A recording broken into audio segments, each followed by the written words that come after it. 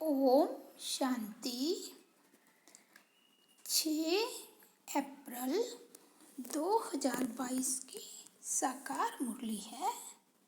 मीठे बच्चे, ज्ञान की गूढ़ बातों को सिद्ध करने के लिए विशाल बुद्धि बन बहुत युक्ति से समझाना है।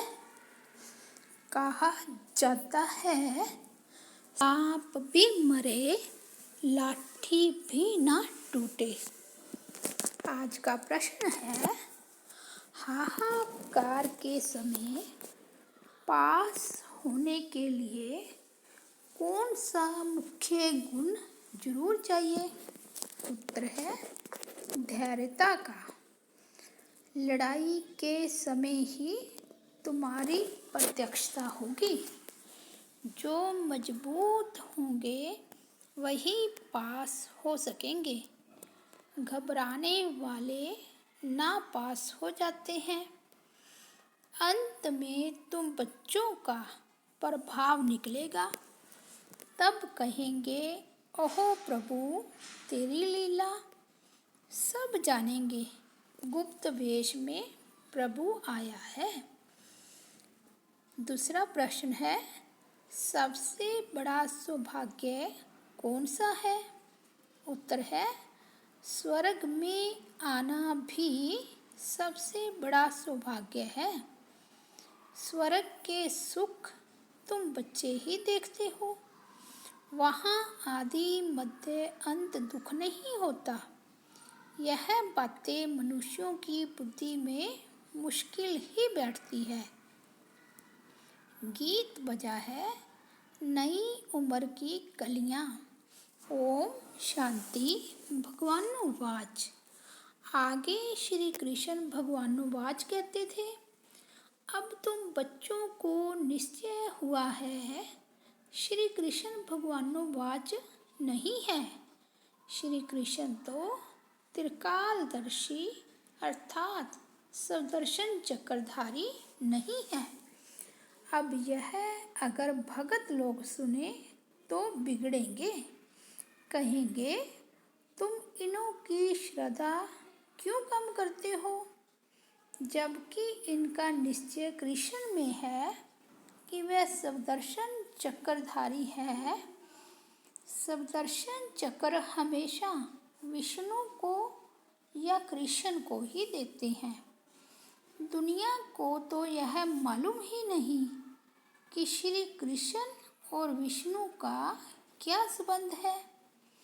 न जानने के कारण सिर्फ विष्णु को व कृष्ण को सुदर्शन चक्रधारी कह देते हैं। सुदर्शन चक्र के अर्थ का भी किसको पता नहीं है। सिर्फ चक्र दे दिया है मारने के लिए। उसे एक हिंसक हथियार बना दिया है। वास्तव में उनके पास न हिंसक चक्र है न अहिंसक। ज्ञान भी राधे कृष्ण या विष्णु के पास नहीं है। कौन सा ज्ञान? यह सृष्टि चक्र के फिरने का ज्ञान। वह सिर्फ तुम्हारे में है। अब यह तो बड़ी गूढ़ बातें हैं। यह सब बातें युक्ति से कैसे समझाई जाए? जो समझ भी जाए, प्रीत भी कायम रहे। सीधा समझाने से बिगड़ेंगे। कहेंगे कि आप देवताओं की निंदा करते हैं क्योंकि वह सब हैं एक समान, सिवाय तुम ब्राह्मणों के। तुम कितनी छोटी छोटी बच्चियां हो। बाबा तो कहते हैं, छोटी छोटी बच्चियों को ऐसा होशियार करना चाहिए जो प्रदर्शनी में समझाने के लायक बने। जिसमें ज्ञान है वह आपे पे ही ऑफर करते हैं। हम प्रदर्शनी समझा सकते हैं। ब्राह्मणियों की बड़ी विशाल बुद्धि चाहिए। प्रदर्शनी में समझाने के लिए सर्विसेबल को भेजना चाहिए। सिर्फ देखने का शौक नहीं, पहले पहले तो यह निश्चय चाहिए कि गीता का भगवान निराकार परम पिता परमात्मा शिव है। श्री कृष्ण को भगवान नहीं कहा जाता, इसलिए गीता भी रॉन्ग है। यह बिल्कुल नई बात हो गई दुनिया में। दुनिया में सब कहते हैं कृष्ण ने गीता गाई। यहाँ समझाया जाता है कृष्ण गीता गा ना सके। जो मोर मुकुटधारी है, डबल सिर ताज व सिंगल ताज, सूर्यवंशी चंद्रवंशी व वैश्य शूद्रवंशी, कोई भी गीता की नॉलेज को नहीं जानते। वह नॉलेज भगवान ने ही सुनाए भारत को स्वर्ग बनाया था। तो दुनिया में सच्चा गीता का ज्ञान आए कहाँ से? यह सब भक्ति की लाइन में आ जाते हैं। वेद शास्त्र आदि पढ़ते पढ़ते नतीजा क्या हुआ? गिरते ही आए। कलाएं कमती होती ही गई हैं। भल कितनी भी घोर तपस्या करें, सिर काट कर रखें, कुछ भी फायदा हो ना सके। हर एक मनुष्य मात्र को तमो प्रधान जरूर बनना है। उसमें भी खास भारतवासी देवी देवता धर्म वाले ही सबसे नीचे गिरे हुए हैं। पहले सबसे सतो प्रधान थे, अब तमो प्रधान बन गए हैं। जो बिल्कुल ऊंच पैराडाइज के मालिक थे, वे अब नरक के मालिक बन गए हैं। तुम बच्चों की बुद्धि में यह रहना चाहिए कि शरीर पुरानी जुत्ती है जिससे हम पढ़ रहे हैं। देवी देवता धर्म की सबसे जास्ती पुरानी जुत्ती है। भारत शिवालय था, देवताओं का राज्य था, हीरे जवाहरातों के महल थे। अब तो वैशाल्य में असुर विकारियों का राज्य है। ड्रामा अनुसार फिर इनको वैशाल्य से शिवालय बनाना है। बाप समझाते हैं सबसे जास्ती भारतवासी ही गिरे हैं। आधा कल्प तुम ही विषय विकारी थे। अजामिल जैसी पाप आत्मा भी भारत में ही थे। सबसे बड़ा पाप है विकार में जाना। देवताएं जो संपूर्ण निर्विकारी थे, वे अब विकारी बने हैं। गोरे से सावरे बन गए हैं। सबसे ऊंच ही सबसे नीच बने हैं। बाप कहते हैं जब संपूर्ण तमो प्रधान बन जाते हैं, तब उन्हों को मैं आकर संपूर्ण सतो प्रधान बनाता हूँ। अभी तो कोई को संपूर्ण निर्विकारी कह ना सके। बहुत फर्क है। भल करके यह जन्म कुछ अच्छा है। आगे का जन्म तो अजामिल जैसा होना चाहिए। बाप कहते हैं मैं पति दुनिया और पति शरीर में ही प्रवेश करता हूँ। जो पूरे 84 जन्म भोग तमो प्रधान बने हैं। भल इस समय अच्छे घर में जन्म है, क्योंकि फिर भी बाबा का रथ बनना है। ड्रामा भी कायदेशीर बना हुआ है, इसलिए साधारण रथ को पकड़ा है। यह भी समझने की बातें हैं। तुम बच्चों को सर्विस का बहुत शौक होना चाहिए। बाबा को देखो कितना शौक है। बाप तो पतित पावन है, सर्व का अविनाशी सर्जन है। तुमको कैसे अच्छी दुआई देते हैं। कहते हैं मुझे याद करने से तुम कब रोगी नहीं बनेंगे। तुमको कोई दवा दरमल नहीं करनी पड़ेगी। यह श्रीमत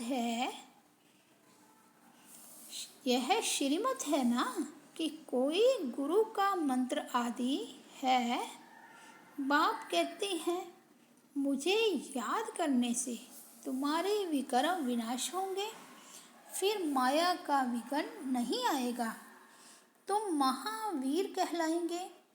स्कूल में रिजल्ट पिछाड़ी को ही निकलती है, यह भी अंत में मालूम पड़ेगा। जब लड़ाई शुरू होती है तब तुम्हारी भी प्रत्यक्षता होती है।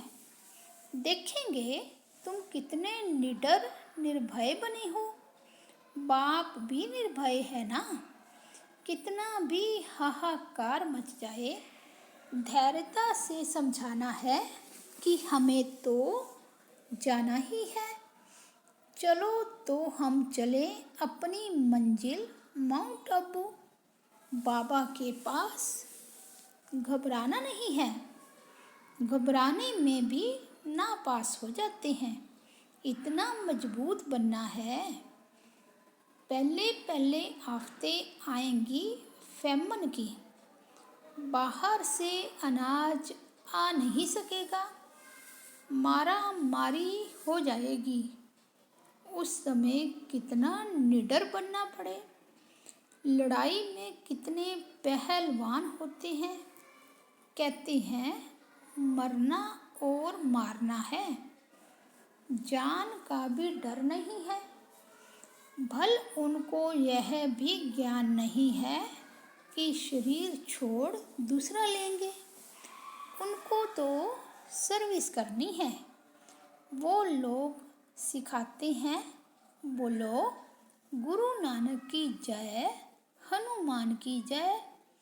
तुम्हारी शिक्षा है शिव बाबा को याद करो। वह नौकरी तो करनी ही है अथवा देश सेवा तो करनी ही है। जैसे तुम शिव बाबा को याद करते हो, इस प्रकार कोई भी याद नहीं करते हैं। शिव के भगत तो ढेर हैं, परंतु तुमको डायरेक्शन मिलते हैं शिव बाबा को याद करो। वापिस जाना है, फिर स्वर्ग में आना है। अब सूर्यवंशी चंद्रवंशी दोनों ही राज्य स्थापन हो रहे हैं। यह ज्ञान सबको मिलेगा। जो प्रजा बनने लायक होगा वह उतना ही समझेगा। अंत में तुम्हारा बहुत प्रभाव निकलेगा। तब तो कहेंगे ओहो प्रभु तेरी लीला। जानेंगे कि प्रभु गुप्त वेश में आया है। कोई कहे परमात्मा का व आत्मा का साक्षात्कार हो, परंतु साक्षात्कार से कोई फायदा नहीं है। समझो सिर्फ लाइट चिंगारी देखी, परंतु समझेंगे कुछ भी नहीं कि यह कौन है, किसकी आत्मा है व परमात्मा है। देवताओं के साक्षात्कार में फिर भी कुछ भभका होता है, खुशी होती है।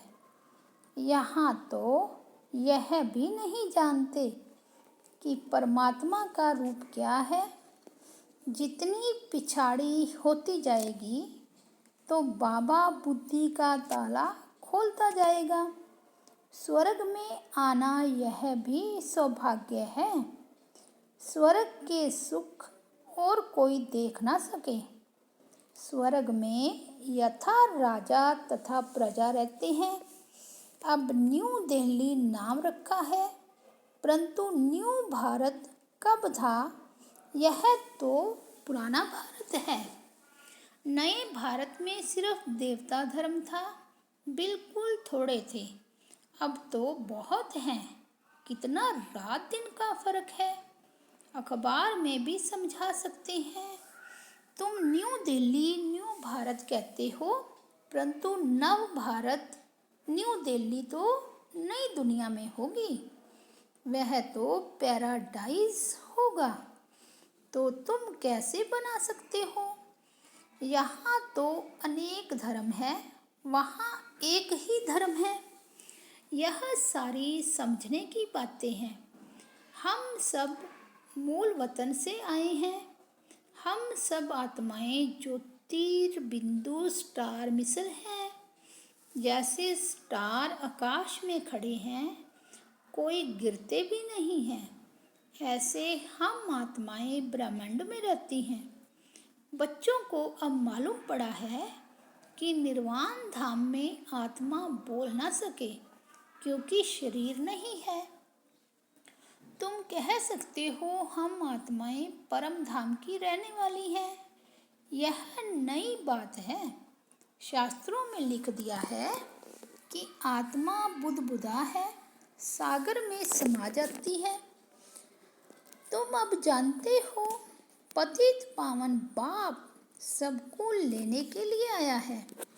5000 वर्ष के बाद भी भारत स्वर्ग बनता है। यह ज्ञान किसी की बुद्धि में नहीं है।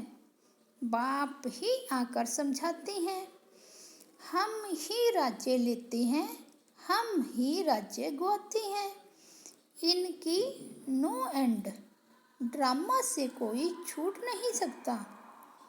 कितनी सहज बातें हैं, परंतु किसी की बुद्धि में ठहरती नहीं है।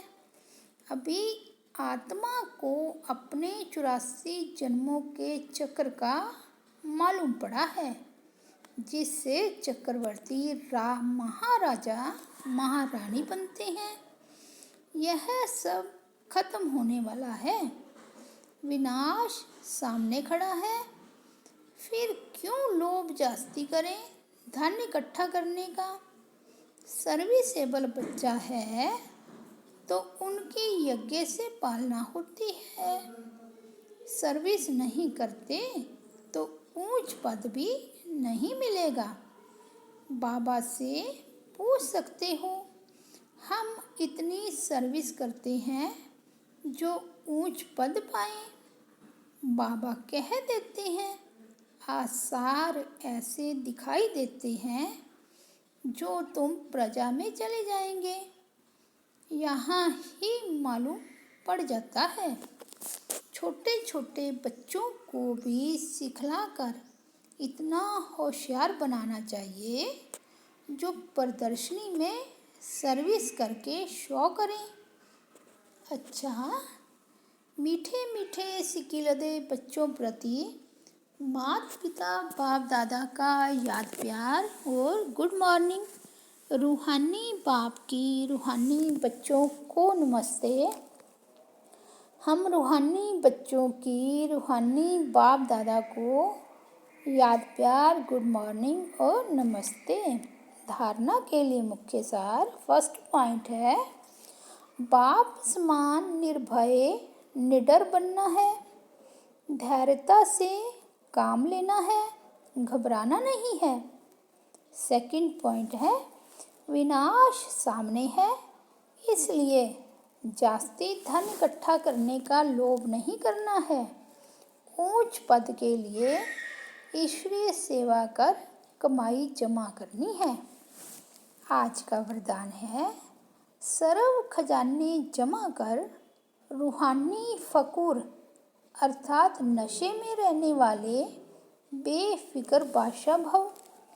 बाप दादा द्वारा सब बच्चों को अकूट खजाने मिले हैं। जिसने अपने पास जितने खजाने जमा किए हैं, उतना उनकी चलन और चेहरे में वह रूहानी नशा दिखाई देता है। जमा करने का रूहानी फकूर अनुभव होता है। जिसे जितना रूहानी फकूर रहता है, उतना उनके हर कर्म में वह बेफिक्र बादशाह की झलक दिखाई देती है, क्योंकि जहाँ फकुर है वहाँ फिक्र नहीं रह सकता। जो ऐसे बेफिक्र बादशाह है वह सदा प्रसन्नचित्त है। आज का स्लोगन है, ज्ञानी तो आत्मा वह है जो ज्ञान डांस के साथ संस्कार मिलन की डांस जानता है। अच्छा, ओम शांति।